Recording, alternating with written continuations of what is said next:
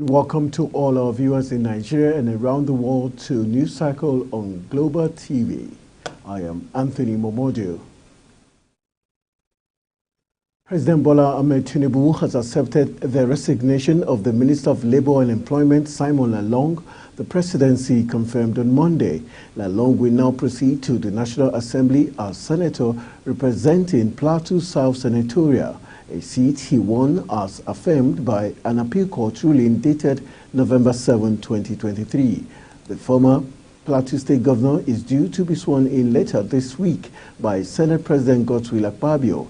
It was gathered.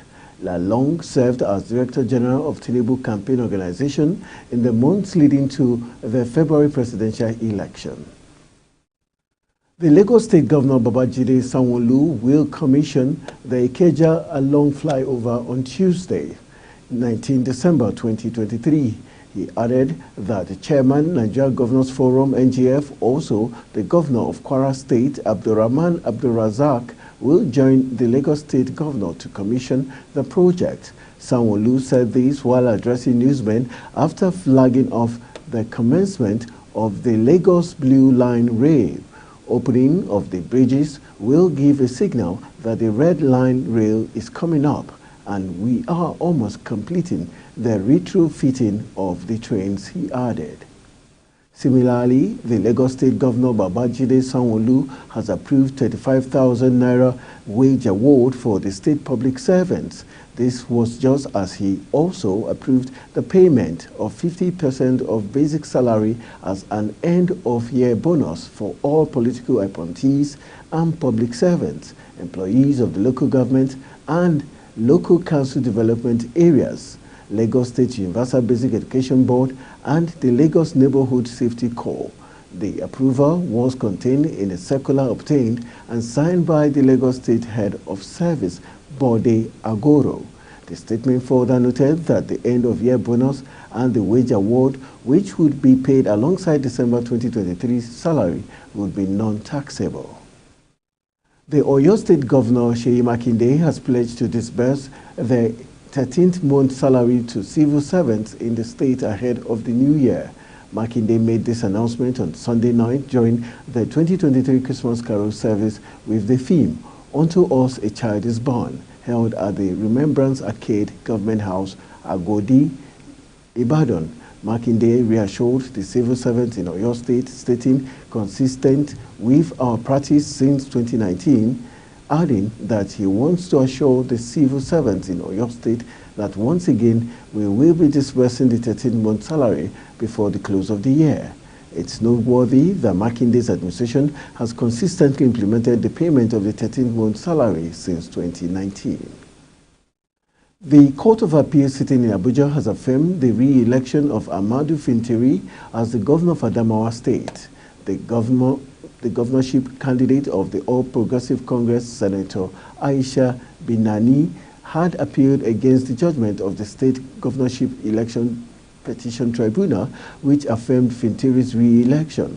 After the supplementary election, the Independent National Electoral Commission announced Fintiri of the People's Democratic Party the winner of the poll with 430,861 votes, while Binani of the APC polled 398,788 votes. The Independent National Electoral Commission, INEC, has stated its readiness to conduct by-election to fill existing vacancies in state and federal legislatures. At a meeting with leaders of political parties and chaired so Mahmood Yakubu, INEC said conduct of by-elections and rerun polls across the country have provisionally been scheduled for Thursday, February 1st, 2024. Sharon Ajay completes the report. Following series of litigations resulting in court orders, the Commission stated that it has an obligation to conduct rerun elections in made up of 1 senatorial district, 11 federal constituencies, and 22 state assembly constituencies. However, the 34 constituencies constitute 2.8% of the 1,191 petitions filed by litigants. Speaking further, Professor Yakubu noted that the Commission will conduct by-elections to fill vacancies created as a result of resignation or death of elected individuals, adding that a confirmed date for the election and a comprehensive timetable will be released at the end of the meeting with leaders of political parties. The Commission is also required to conduct by-elections to fill vacancies arising from the death or resignation of members of the National and State Houses of Assembly. The Commission intends to combine and conduct the two categories of elections on the same day. Sharon Ajay, reporting for Global TV News. The Chief of Defense Staff, General Christopher Musa, in a meeting with the Chairman of the National Drug Law Enforcement Agency, Major General Buba Marwa, at the NDLEA office, National Headquarters in Abuja, assured the NDLEA of his commitment to help expose drug traffickers and abusers. At the ongoing meeting, the CDS condemned the spate of drug trafficking and abuse in Nigeria, while commending Marwa for the NDLEA's effort at ridding Nigeria of drug scourge. He also promised the continued support of the Nigerian Armed Forces for the NDLEA, while noting that the military would not shield anyone caught with illicit drugs. The Enugu State government says it will reopen one lane of the Enugu-Port Harcourt Expressway collapsed bridge for use by December 24th. The State Commissioner for Works, Gerard Otiji, disclosed this while briefing newsmen after the State Executive Council meeting held at the Government House, Enugu. The Nigerian Center for Disease Control and Prevention, NCDC, said 13 cases of dengue fever have been confirmed in Sokoto State. In a statement posted on its official website, the Director General of NCDC, Ifedayo Adetifa, said the outbreak was detected in November. Adetifa said so far 71 suspected cases and 13 confirmed cases have been reported in 3 local government areas across the state. He said 16 cases were reported from Sokoto South, 3 cases from Wamako, and 1 case from Dange Shuni. He, however, said no deaths have been recorded from the outbreak, noting the majority of the suspected cases reported fall between the age ranges of 21 to 40 years. Adetifa said the current risk level of the dengue outbreak is moderate based on a dynamic risk assessment. You're watching the news cycle live from Nigeria's capital, Abuja. We are on Star Times channel 276. Kindly follow us on our social media platforms using @Global TV NJ and other handles now showing on your screen.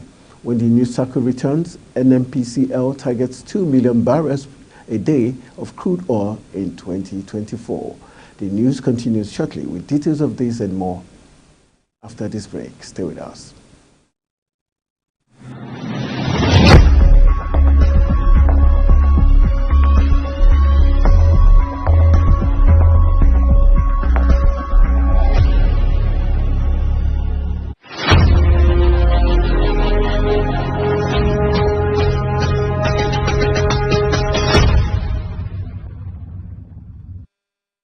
Welcome back from the break. The EU on Monday announced formal infringement proceedings against Elon Musk's X platform under a law cracking down on illegal online content after identifying disinformation related to Hamas's October 7 attacks in Israel. It is the first such step Brussels has taken against a major online platform since this year's introducing the Digital Services Act, a sweeping piece of EU legislation that cracks down that heightens online companies' responsibility for content moderation.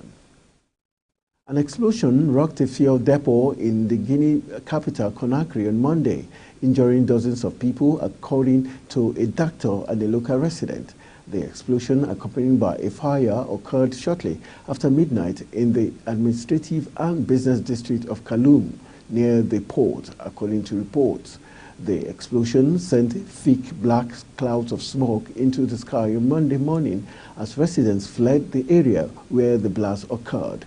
Witnesses said dozens of civil protection vehicles had reached the area, but Guinean authorities did not immediately comment on the situation.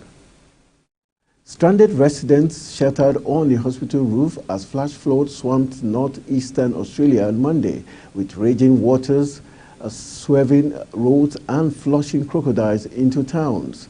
Rescue teams evacuated more than 300 people overnight, police said, and military helicopters were dispatched to help inundated areas cut off by the floods. The Australian military used two heavy lifting Chinook helicopters to ferry supplies and personnel into flood-stricken towns. Police Commissioner Caro said authorities were thankful they had not seen any death or serious injuries during the emergency so far.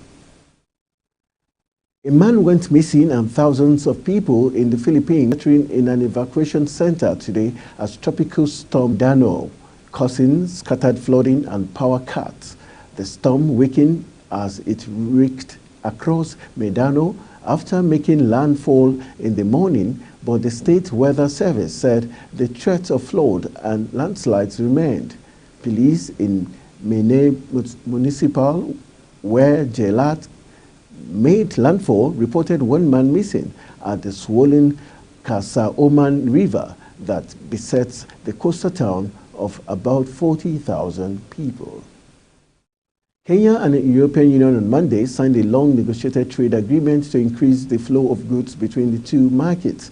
President William Ruto said as Brussels pursues stronger economic ties with Africa, the Economic Partnership Agreement will give Kenya duty-free and quota-free access to EU, its biggest export market, while European goods will receive progressive tariff reductions.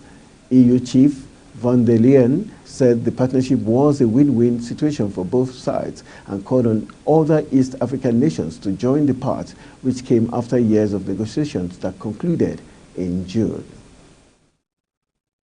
Only 0.1% of targeted poor and vulnerable households have received the federal government's recently launched cash transfer of 25,000 naira per month. This is according to data from World Bank's lead economist for Nigeria, Alex Senat, during his presentation of the Nigerian Development Update. According to his presentation document, the federal government plans to make cash transfers to low-income households paying 25,000 naira per month for 3 months. CNAT disclosed that currently 1.5 million households have received money, and the program is expected to reach 5 million households by the end of December. Retirees under the Contributory Pension Scheme have demanded the implementation of the minimum pensions. They made their request known in a statement titled "Demand for Full Implementation of Contributory Pension Scheme in Nigeria," which was signed by the President, Contributory Pensioners Union of Nigeria, Eleyeyele Branch, Ibadan, Matthew Shitu. In the statement, they sought the support of Nigeria's President Bola Tinubu, the Chief of Staff of the Federation, the Senate President, and the Director General of the National Pension Commission. The retirees stated current wage upward review of minimum wage of 30,000 naira to federal civil servants, retirees, which no provision was made for pensioners under the Contributory Pension Scheme. We demand for a provision to be made for this group of contributory pensioners. The Nigerian National Petroleum Company Limited on Monday expressed plans to produce 2 million barrels of crude oil per day in 2024, stating that this would significantly boost the 1.67 million barrels of oil and condensates currently produced daily and enable Nigeria to meet the 2 million barrels per day target set by the Organization of Petroleum Exporting Countries, OPEC. However, Akinyelure admitted that meeting such a target would require overhauling Nigeria's security architecture to address pipeline vandalism and other mechanisms deployed in oil theft. In sports, Cameroon striker Brian Mbeumo has been ruled out of the upcoming African Cup of Nations through injury. The 24-year-old Indomitable Lions and Brentford striker has been forced to undergo surgery on his injured ankle, which is expected to sideline him for roughly 12 weeks. Mbeumo was injured in Brentford's 2-1 defeat at Brighton and on December 6th, with the AFCON set to kick off in the Ivory Coast on January 13. Mbeumo is unlikely to make coach Roberto Song's final squad for the Continental Showpiece. Algerian international footballer Youssef Attal goes on trial in France after being accused of inciting hatred after posting a video in which a Palestinian preacher purportedly threatens Israel with a Black Day. Attal, who plays for Ligue 1 side Nice, shared the video on his Instagram account, which has 3.2 million followers, shortly after the attack by Hamas militants on Israel on October 7th, in which 1,139 people were killed. Prosecutors say they also identified another extract in which he called on God to send the Jews a Black Day and steady the hands of Gaza inhabitants if they should throw stones. The 27-year-old defender, who quickly deleted the post and issued an apology, was suspended by his club while prosecutors probed the incident for suspected justification of terrorism. That is it on News Circle, and it came to you live from Nigeria's capital, Abuja. We are on Star Times channel 276. Kindly follow us across all social media platforms using @Global TV NG and all the handles now showing on your screen. I am Anthony Momodu saying thank you for watching and see you soon.